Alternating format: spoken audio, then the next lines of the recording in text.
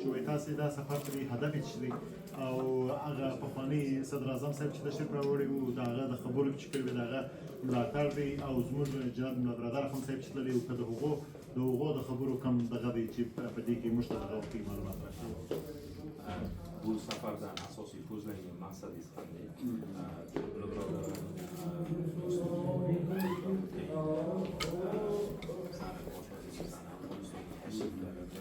Ana o'sha tashriflar doirasida ko'zga nima qilingan rejalangan ishlarni qanday amalga oshirganini avvalambor yana bir bor assalomu alaykum va rahmatullohi va barakatuh.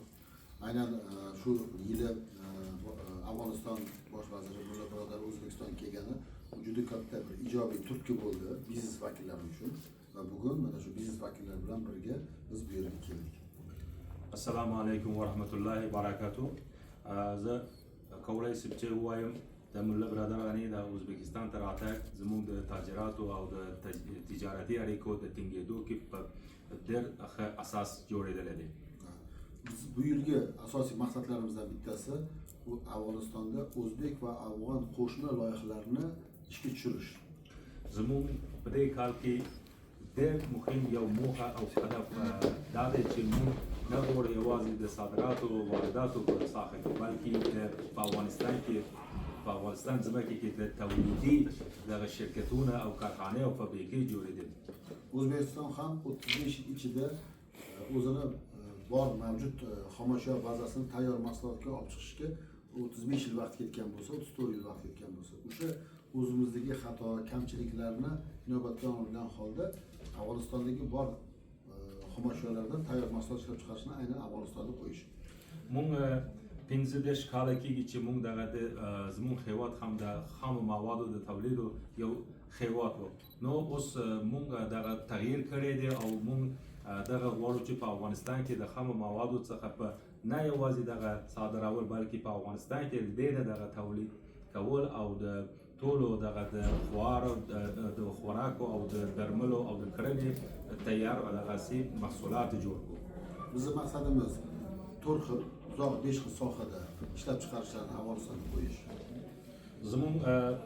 زموږ لومړنۍ په کچه کې مرحله کې زموږ یو موخه همدا ده چې موږ په څلورو ساحه کې یعنی سکتور کې موږ کارونه پیل کول زما یو هدف دی. Va birinchisi o'sha Bozor Sharifda, Qunduzda paxtani ikkalava ishlab chiqarish paxtani. لومړی کې موږ غواړو چې بازار شریف په کندوز کې د پنبې نه دغه توکو تیارول دی. Ikkinchisi bilamiz parrandachilik ham Afg'onistonda sal orqada bo'lganligi uchun parrandachilik mahsulotlarini yetishtirish bo'yicha Afg'onistonda korxona ochish.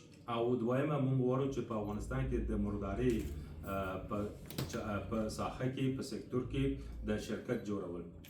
Uchinchisi esa bu yerda chorvachilik ham yo'lga qo'yish. Chunki O'zbekiston 400 ming tonna go'sht import qiladi Belorussiyadan va boshqa davlatlardan. Qachonki Afg'onistonda ozuqa bazasi arzonligi va bu yerda chorvani yetishtirib O'zbekistonga shu chorvani eksport qilish. درېیمه موږ غواړو چې په افغانستان کې د مالدارۍ په ساحه کې هم یو شرکتونه جوړ کړو ځکه چې ازبکستان په اوسنۍ حالت کې له بهرنیو د نورو هیوادونو څخه تقریبا 400 زره تن غوښه صادروي. Albatta nafaqat endi biz hamkasbimiz bilan bir narsani gaplashib oldikki, har 15 kunda tadbirkorlar bilan birga shu onlayn miting qilish.